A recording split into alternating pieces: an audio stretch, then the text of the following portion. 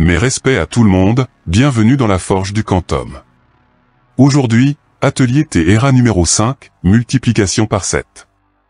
Et on commence sans plus attendre par expliquer qui était Jacob Trachtenberg, qui a donné son nom à la méthode de calcul que je vais te montrer aujourd'hui. Il est né le 17 juin 1888 à Odessa, et mort à Zurich en 1951. Il est ingénieur juif russo-suisse possédant plusieurs cordes à son arc. Il était éditeur, mathématicien et enseignant.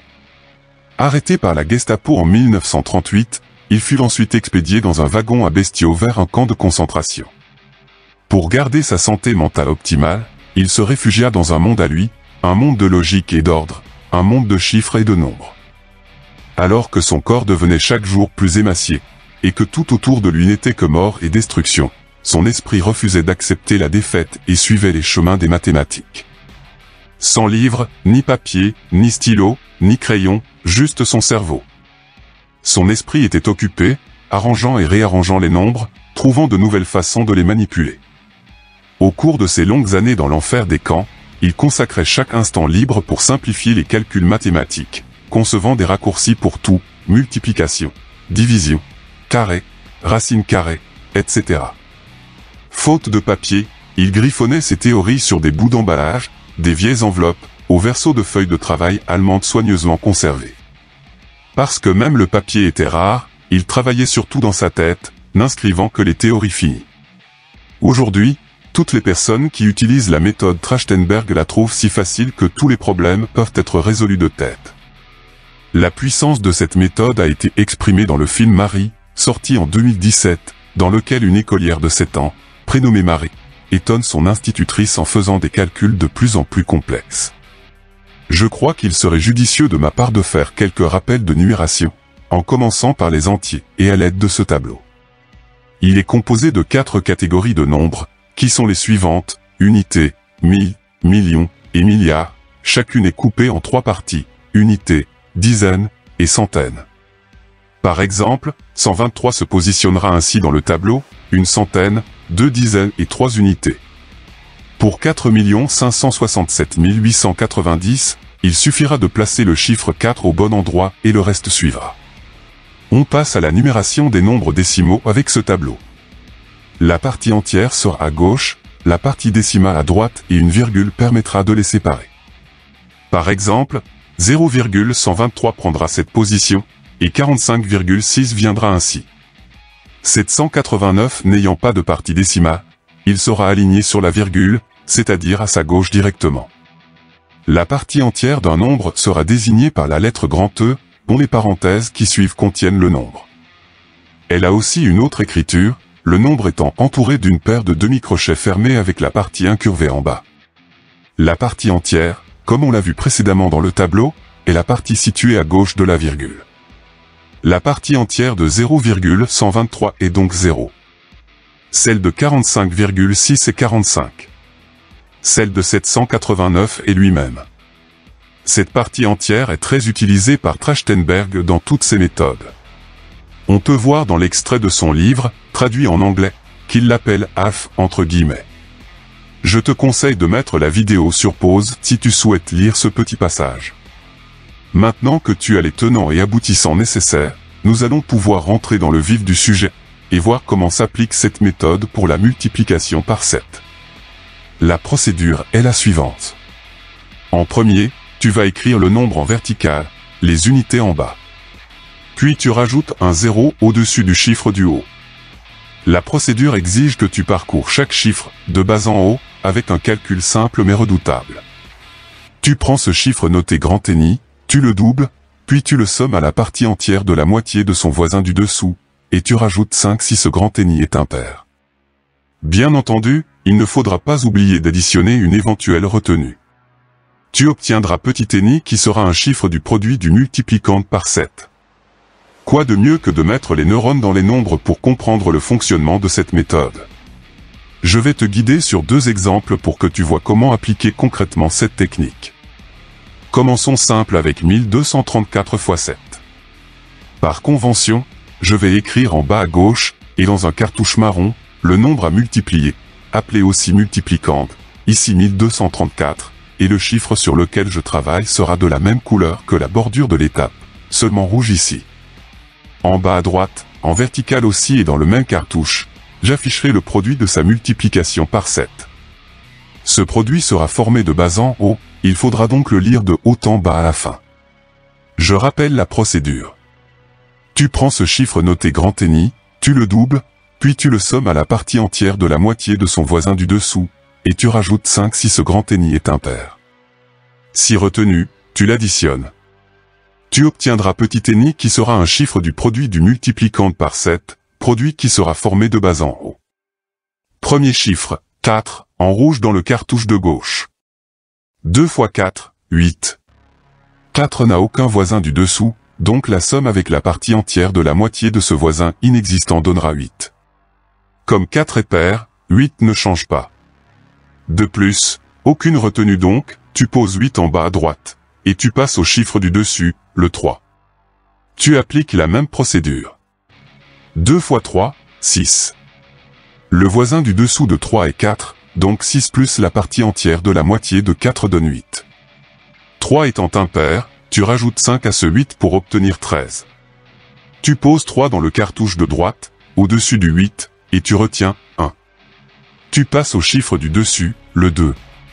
Tu appliques la même procédure. 2 x 2, 4. Le voisin du dessous de 2 est 3, donc 4 plus la partie entière de la moitié de 3 donne 5. 2 étant pair, 5 reste 5. Ne pas oublier la retenue qui transforme le 5 en 6. Tu poses 6 dans le cartouche de droite, au-dessus du 3, et tu retiens 0. Tu passes au chiffre du dessus, le 1. Tu appliques la même procédure. 2 x 1, 2. Le voisin du dessous de 1 est 2, donc 2 plus la partie entière de la moitié de 2 donne 3. 1 étant impair, tu rajoutes 5 à 3 qui donne 8. Retenue nulle donc, le 8 reste 8.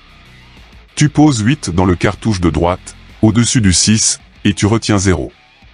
Tu passes au chiffre du dessus, le 0, le dernier du multiplicand. Tu appliques la même procédure. 2 x 0, 0.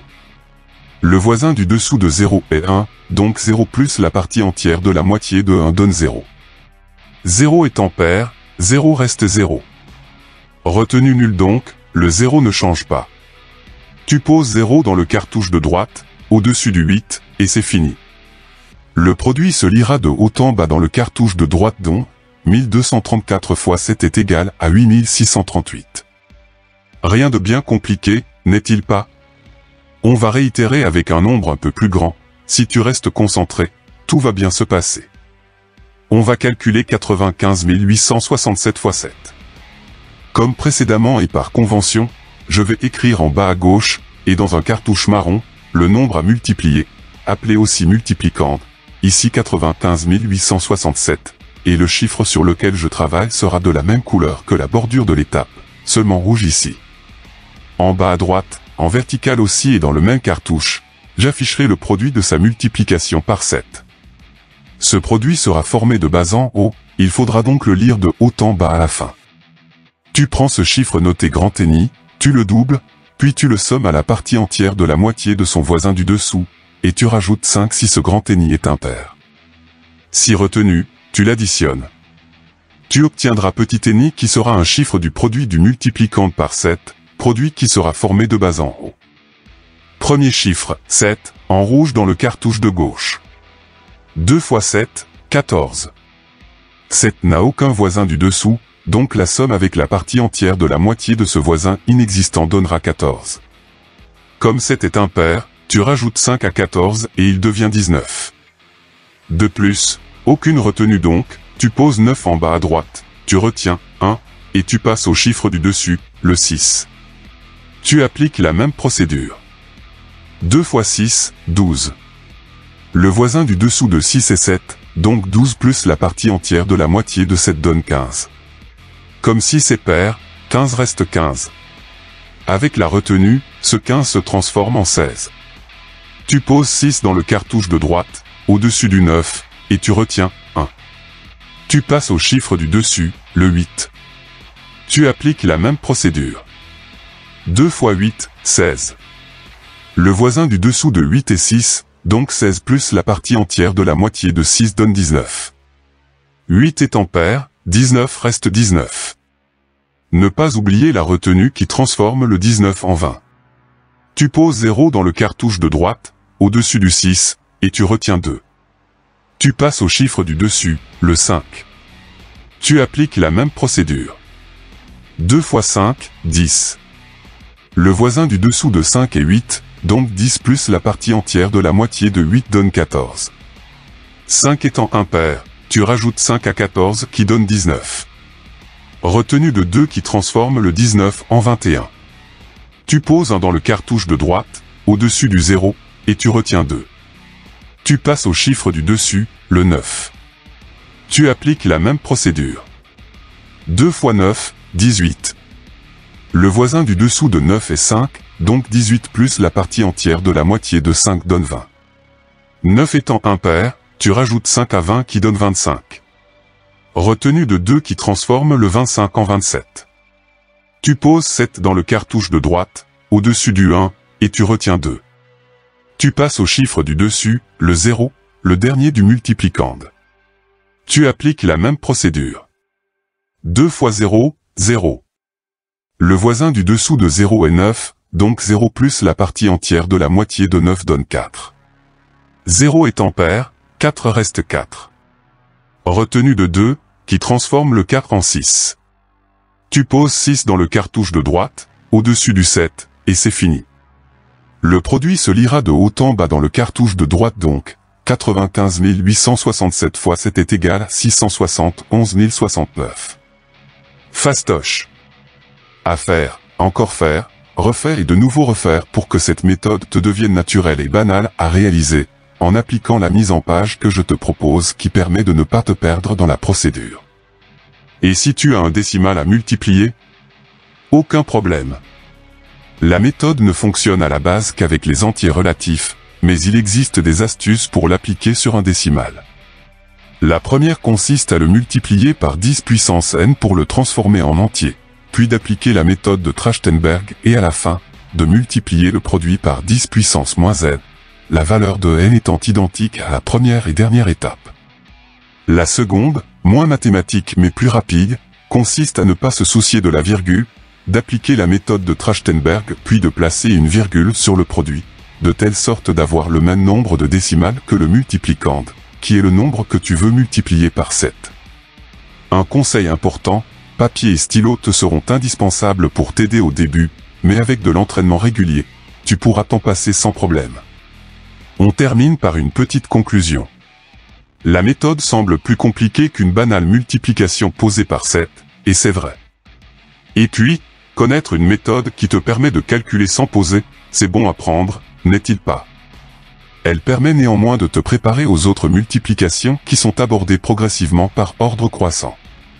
Amuse-toi à dérouler la méthode pour tous les nombres entiers ou décimaux, rencontrés ou inventés, qui croiseront ton chemin, comme par exemple une plaque d'immatriculation, un numéro de téléphone, un numéro de série, un code barre, etc. Puis à force d'appliquer, tu verras que Trachtenberg a mis au point des méthodes simples et rapides qui feront mouche à chaque fois, sans calculatrice, juste avec ton stylo et ton cerveau. L'atelier est désormais terminé. Tu as des questions? Tu veux un complément d'information? Rejoins-moi dans l'espace commentaire. Aucun lien d'exercice dans la description. Amuse-toi avec tous les nombres, rencontrés ou inventés, à l'aide de cette méthode de Trachtenberg. Que la forge soit avec toi. Prochaine vidéo sur l'enclume. Stay tuned. Tchuss.